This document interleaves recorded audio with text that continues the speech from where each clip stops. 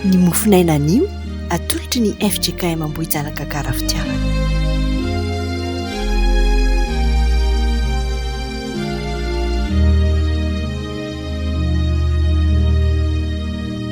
Talata 13 febroary 2020 andro 17 mbola andiniana eo amin'ny sahan'ny FJKM ny loha hevitra hoe mampiorina ny mino ny tenin'Andriamanitra.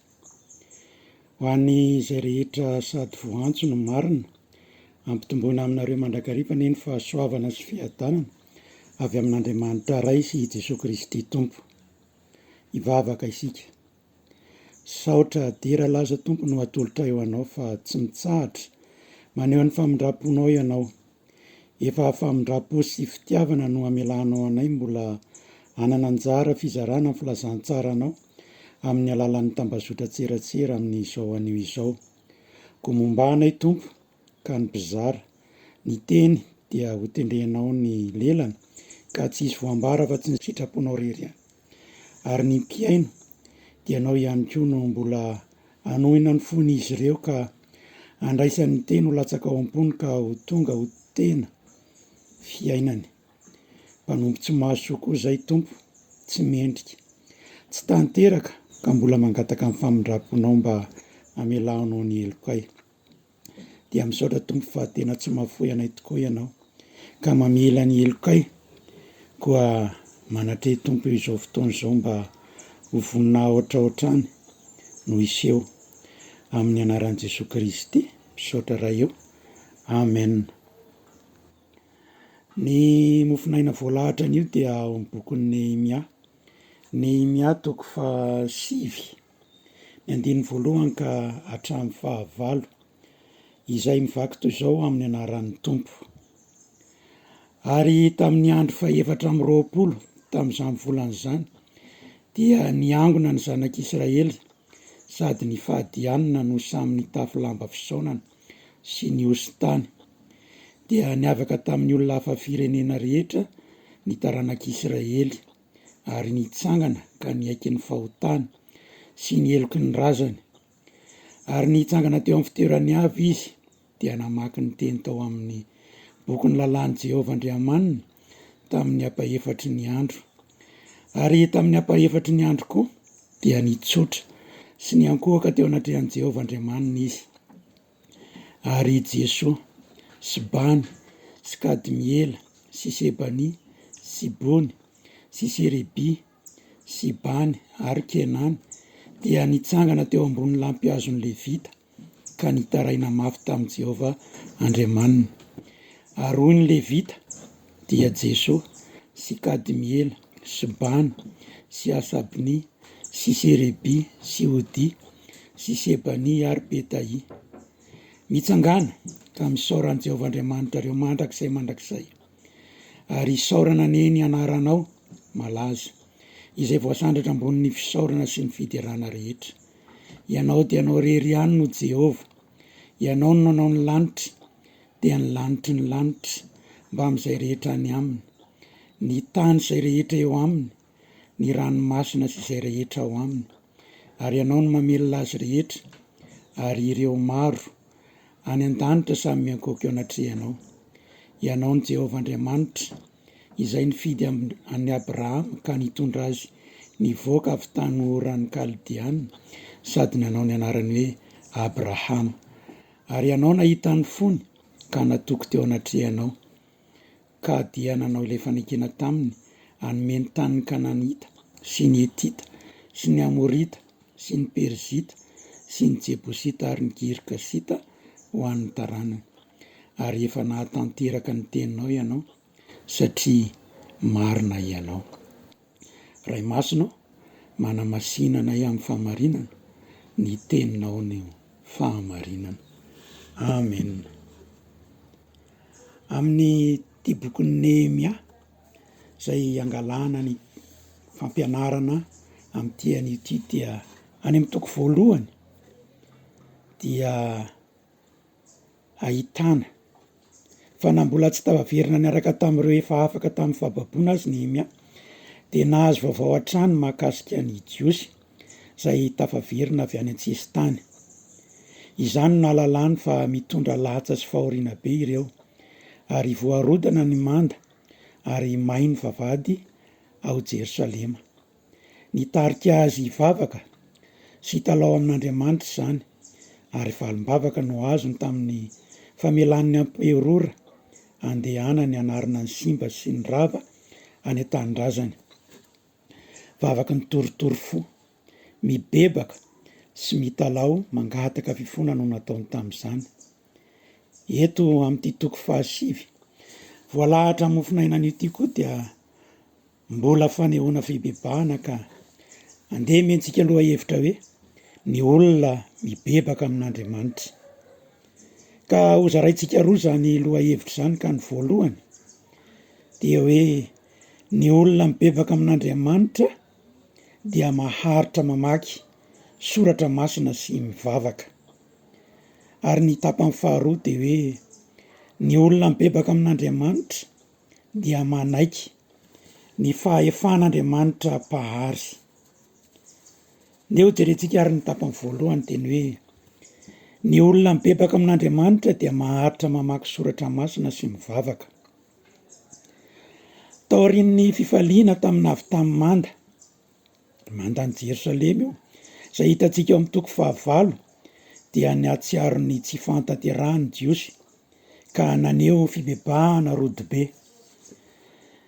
Tamin'izany fotoana izany dia endriky ny fifonana sy fangatapa-melana, ny fanetretena, ny fifadien-kanina sy ny fitafiana lamba fisaonana ary ny fiosonana lavenina.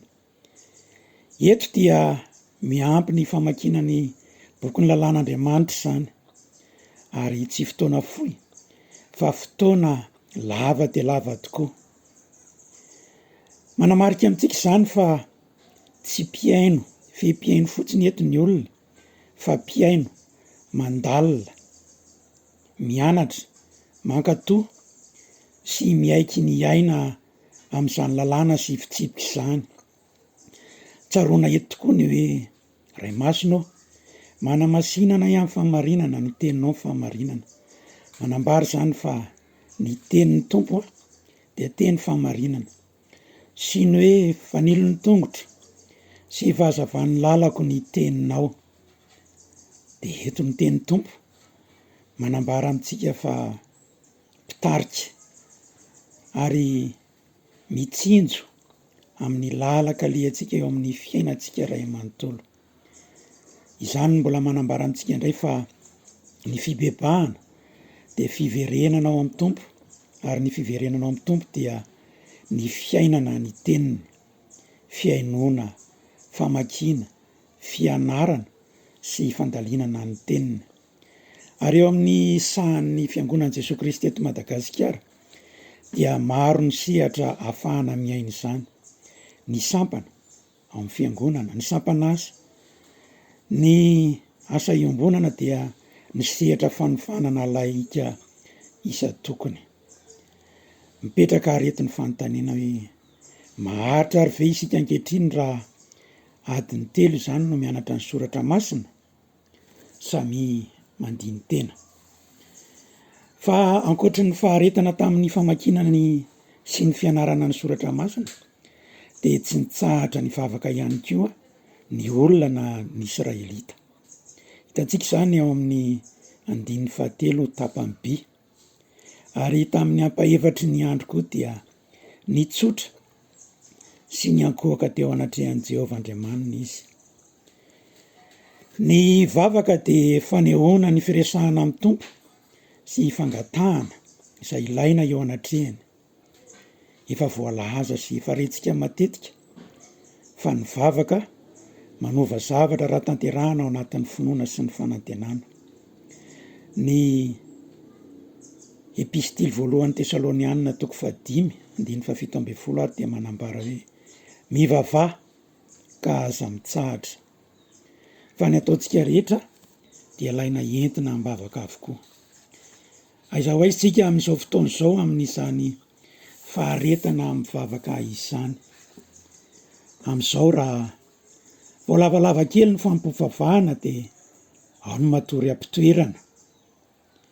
ao ny mivoaka sy miditra ny fiangonana, ao ny mimonmonina, ary ao mihitsy ary no mitady fiangonana hafa manafoy ny fotoana mba hahafahana mbola manatanteraka ny sitrapona dia andro ny tompo ary. Tsy fohy an'ny tompo tokoa ny fotoana ho azy, fa mbola mandeha araka ny sitrapo sy ny fandriany tena ihany tsika rehetra, ka mitady fanompom-pavahana fohifohy mbola hahafahana miaraka amin'ny namana, mitsangatsangana, eny manatanteraka izay filana manjaka eto amin'izao tontolo izao rehetra ihany koa. Koa raharavina izany dia ny olona mibebaka an'Andriamanitra dia mila miorina ka maharitra mamaky ny soratra masina sy maharitra mivavaka ihany koa. Fa ny tapany faharoa, raha ny tapany faharoa indray no jerentsika dia ny hoe ny olona mibebaka amin'Andriamanitra dia manaiky ny fahefan'Andriamanitra pahary. Efa foambara fa fotoana nanehoany ny zanak'Israely ny fibebahana ny eto amin'ity toko fahasivy ity, izay ametrahantsika amin'ny fampianarana ao anatin'izao mofinainy izao. Ny fibebahana dia mampiorina finoana ihany koa. Atao ahoana moa no angatam-pamelana raha tsy eo ny finoana, fa Andriamanitra mahari-po sy mpamindra fo no ivavahana sy angataham-pamelana.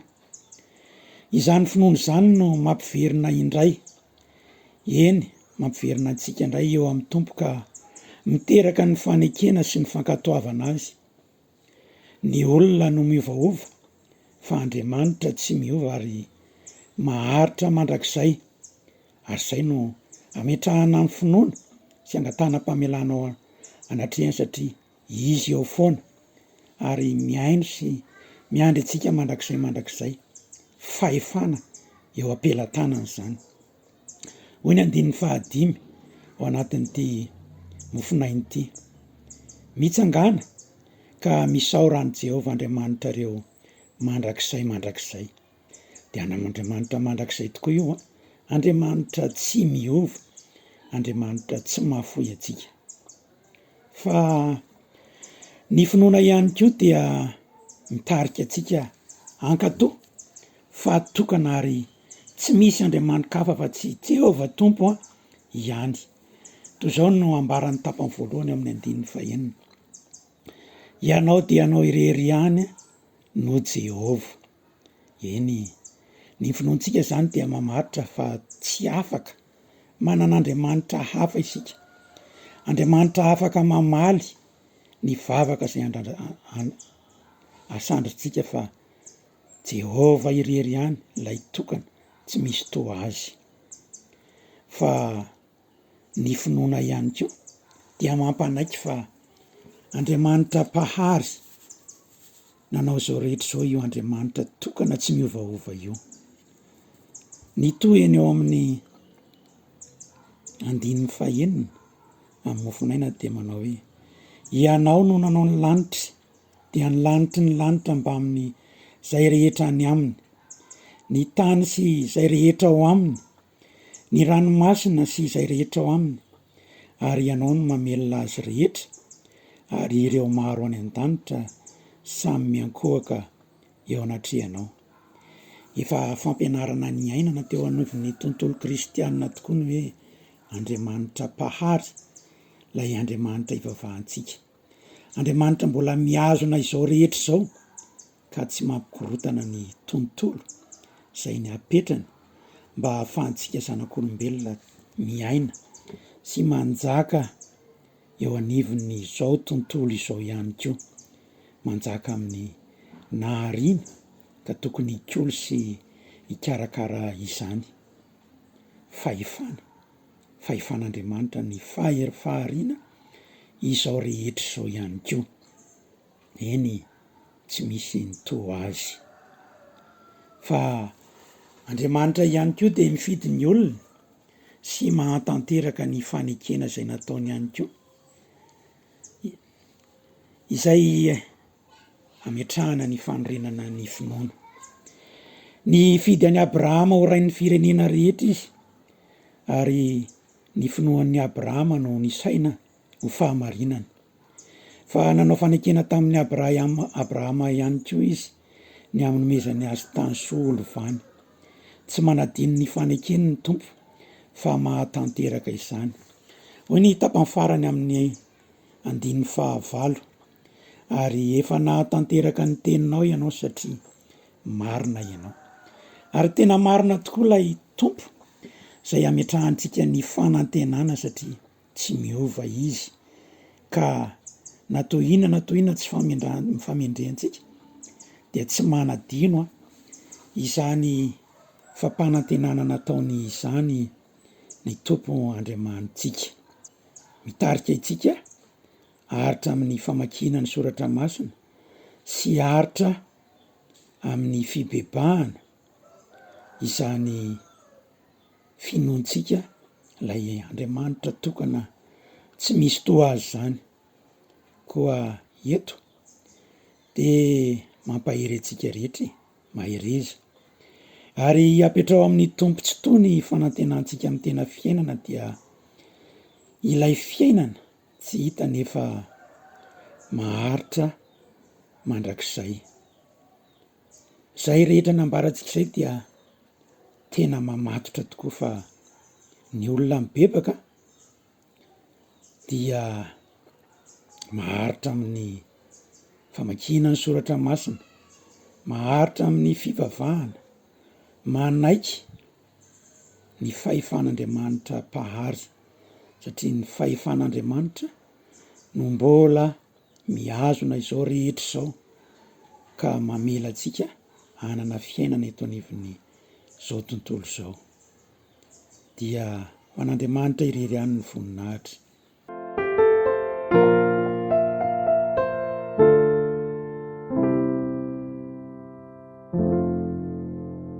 Ivavaka isika.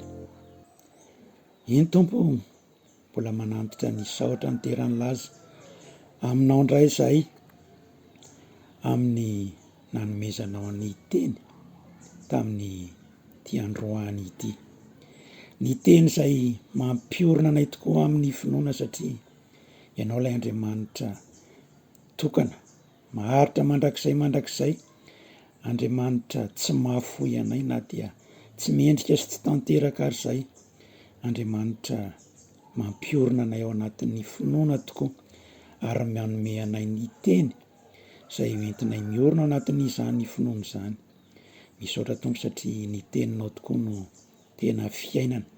Ny teninao no mamaharitra ny lalana momba anay mba hanananay ny fanantenana dia ny fanantenana amin'ny tena fiainana tsy misy fahalovana, ny fiainana maharitra mandrakizay, ny tsy hita kanefa ametrahana fatokiana sy finoana.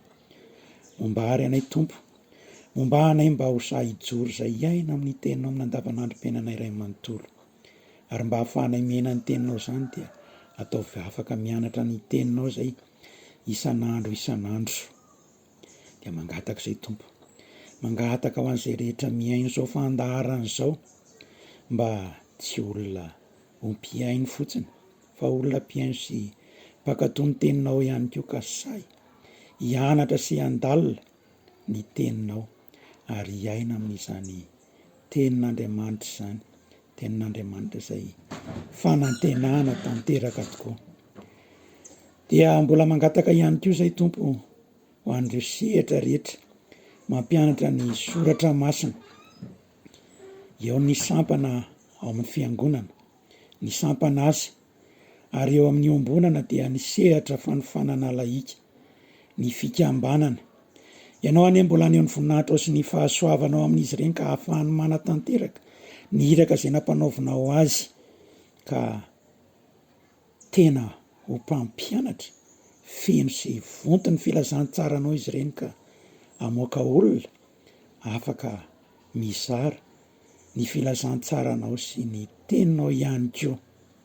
Dia mivavaka izay ho an'ny firenenay, mba ho firenena anana an'i Jesosy Kristy ho tompo sy mpamonjy, satria izany no fanantenahanay mba hananany ity nosina ity ny tena fiadanana tokoa, ka handraisan'ny olona rehetra ny fanahy masina, ka handraisan'ny mandray ny teny, eny ny teny zay tsy iza fa Jesosy Kristy ilay teny tonga nofo, ka hitarika amin'ny fitantanana ny firenenay mba ho tafavoaka amin'izao fahasemporana sy fahasairanana izao zahay.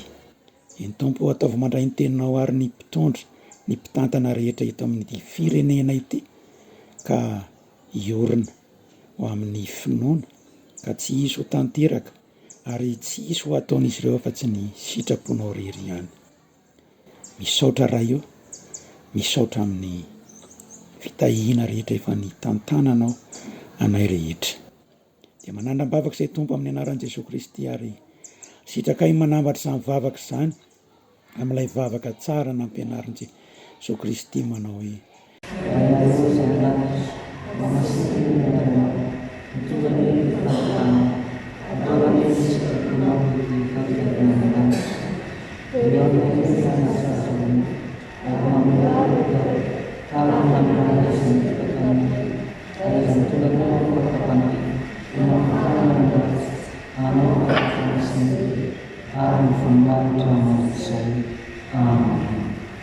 dia misaotra ny tompontsika amin'ny fahavitana soamantsara ny fizarana ny mofinaina tamin'ny ity androany ity, koa raiso ny tsodrano izay tononona amin'ny anaran'ny Tompo.